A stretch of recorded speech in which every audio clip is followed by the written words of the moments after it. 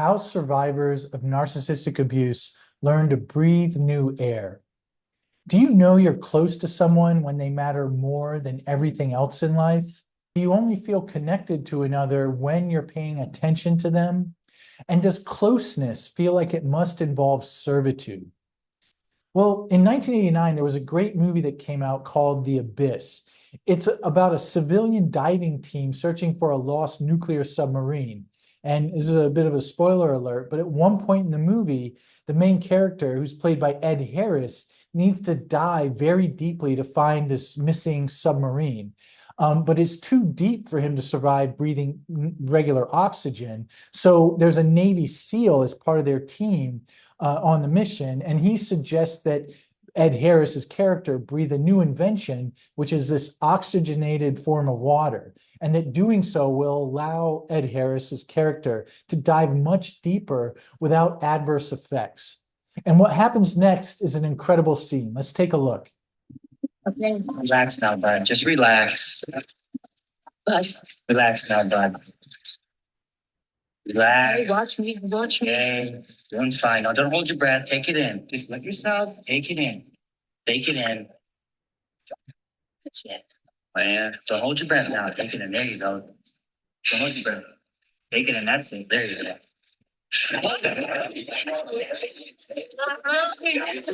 It'll pass in a second. It's perfectly normal. It's perfectly normal. We all breathe liquid for 9 months, bud. Your body will remember. That's it. That's it. I want to thank the YouTube user Volari Video for that clip, and I'll put their information in the description box below.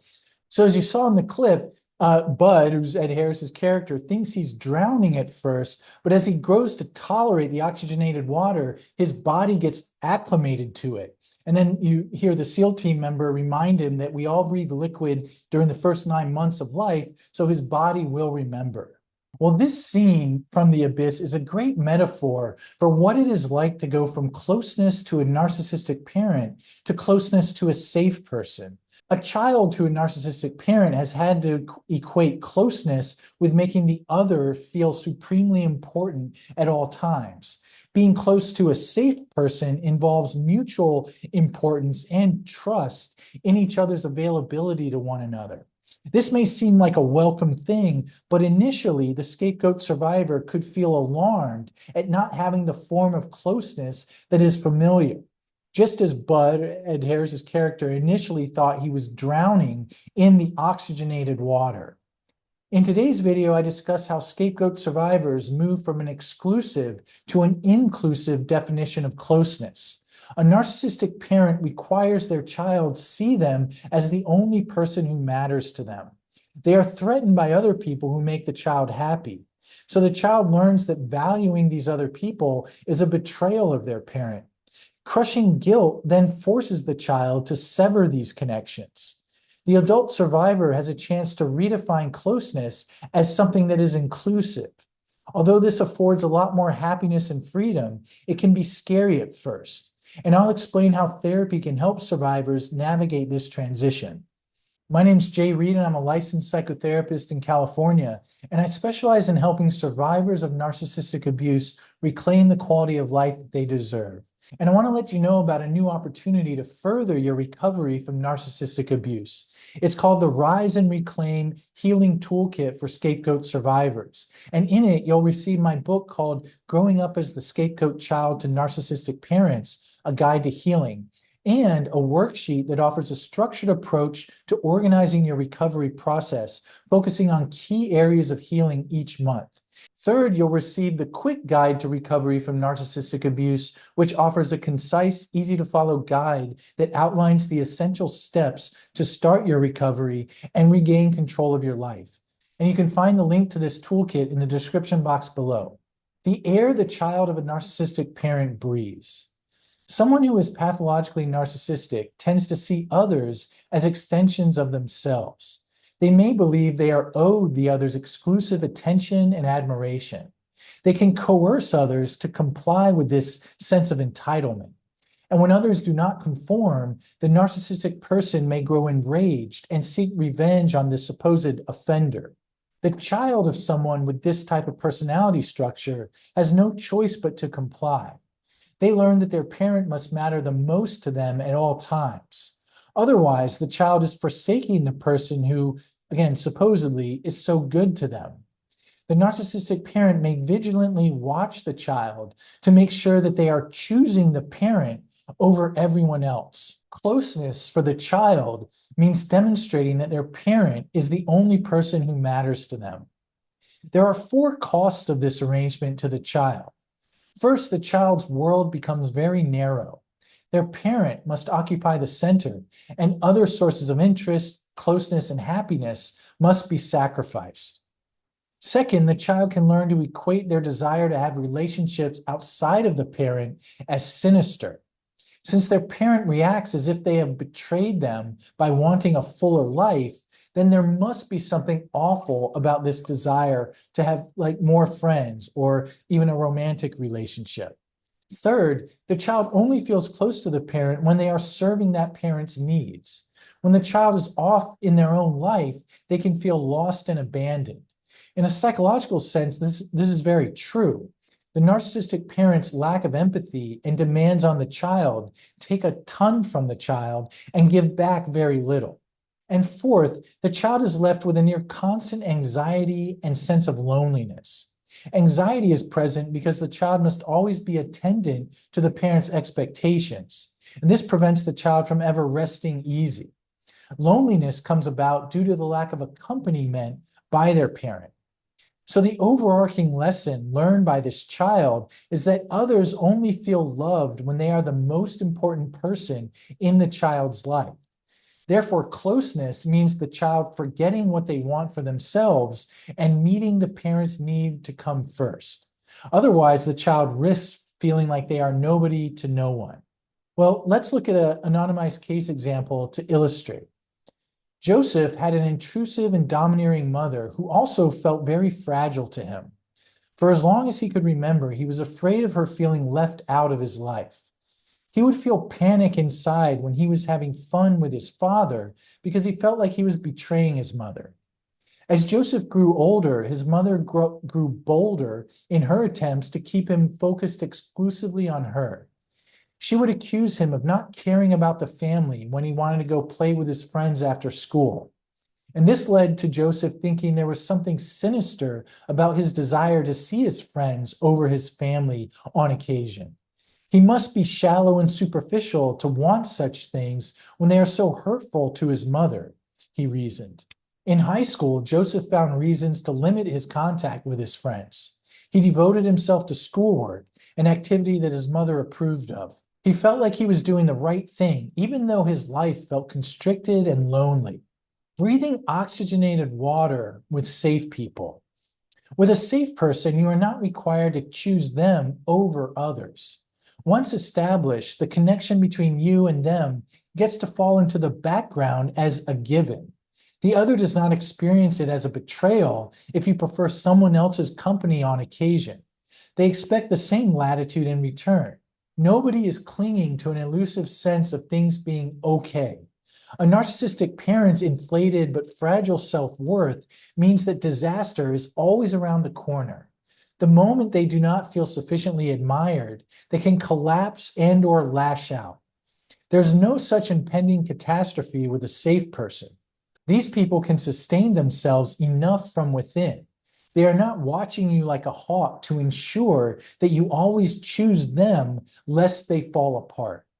And this leaves you with a tremendous amount of room to exercise your freedom. Your choices are not being evaluated by another to see if you are prioritizing them enough. As welcome as this may be, it can also be scary for the survivor of narcissistic parents. They are being granted the very thing that used to mean no closeness at all to their parent.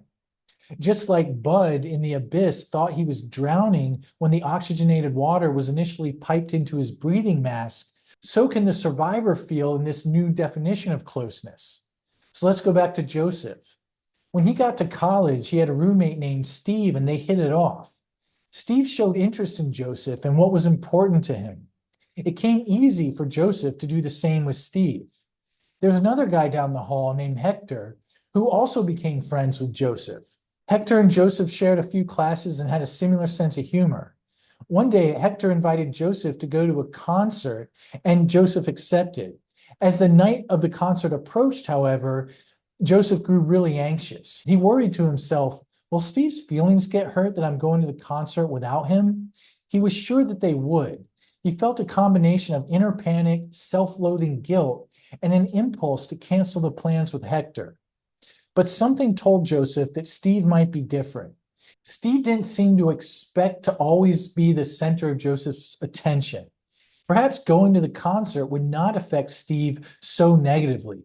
None of Joseph's feelings agreed with this hope, but he went along with it anyway. So on the night of the concert, Steve asked Joseph if he wanted to go get dinner at the cafeteria. Joseph's heartbeat rose as he explained he already had plans to go to a concert with Hector. He watched Steve's face very carefully for any signs of hurt or anger. None appeared. Instead, Steve said, "Oh, cool, have a good time." Joseph went to the concert and was able to enjoy himself. However, his anxiety returned as he got back to his dorm room. He wondered, now will Steve let me have it for choosing Hector over him? As he entered the room, Steve sprung up with a smile and said, "Hey man, how's the concert?" There was not a sign of resentment at all in his voice. Joseph was relieved. How survivors of narcissistic abuse learn it is safe to breathe this water. Several theorists suggest that survivors of trauma have a self-correcting motivation, that they are determined, especially unconsciously, to overcome the impacts of growing up with a narcissistic parent.